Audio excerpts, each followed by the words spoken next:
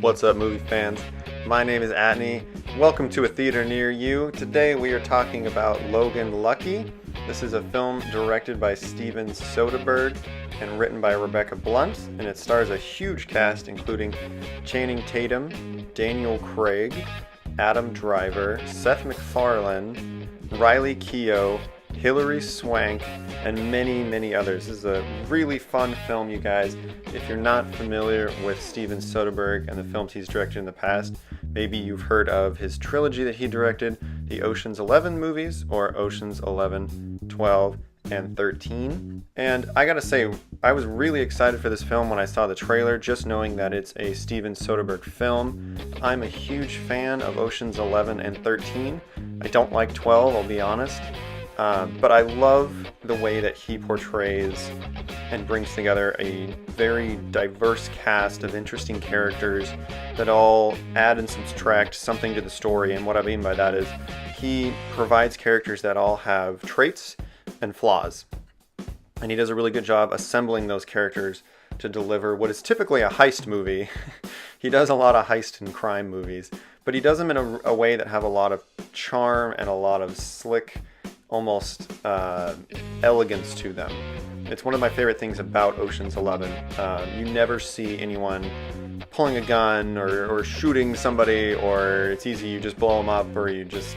There's nothing smash and grab about his movies. They're very clever and thought out. Everything is about tricking and sleight of hand almost, and rearranging and changing someone's perspective, and I really love that about his movies. So when I saw he was doing another heist movie, in this movie they define themselves as Ocean's 7-Eleven, kind of a hick heist movie about the Logans, and they are trying to rob a North Carolina speedway. It's a NASCAR speedway.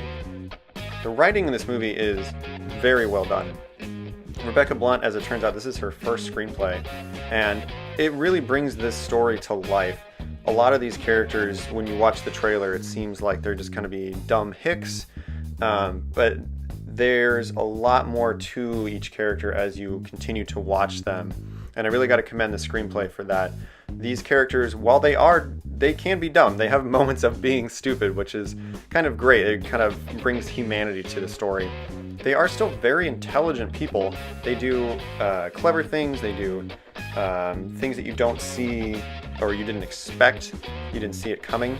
And it really comes across as intelligence by Rebecca Blunt, by this screenplay, to give these characters depth, and it gives them a humanity of they're intelligent and they're more than they look, but at the same time, they're going to say something stupid, or there's going to be something that happens as a result of their actions that's going to mess up the plot a little bit for these characters. And it really combines to make a great story with very rich and interesting characters.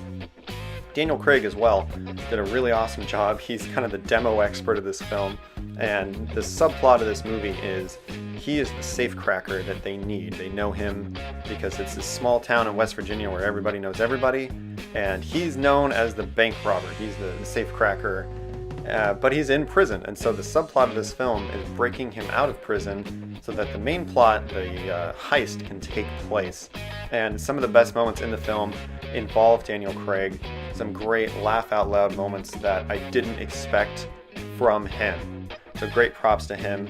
On the other side of things, this movie also stars Seth MacFarlane, and he is a race sponsor for one of the drivers. There's a very small subplot between Seth MacFarlane, the sponsor, and Sebastian Stan, who's the racing driver. And I gotta say, it's probably the weakest part of the movie for me. MacFarlane's character is this British owner of a energy drink, and he sponsors Sebastian Stan.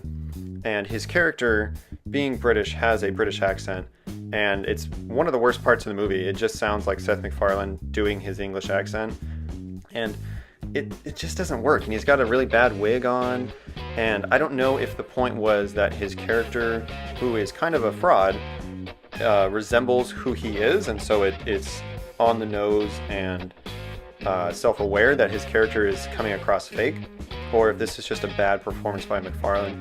But it is one of the few things I did not like about this film.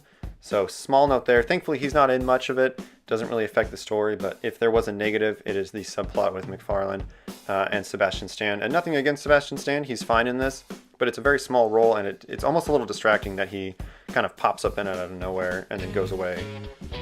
So just a small note as a negative. This is a really fun film, though. I don't want to get into too much of the detail because there's a lot of mystery behind how the events are going to take place and how they pull off this event or this heist. So I don't want to spoil any of that. The best part of these kinds of movies, especially from Soderbergh, is how they do it and how it worked or how it didn't work and what they do to adjust as things are starting to fall apart. So I don't want to give that away.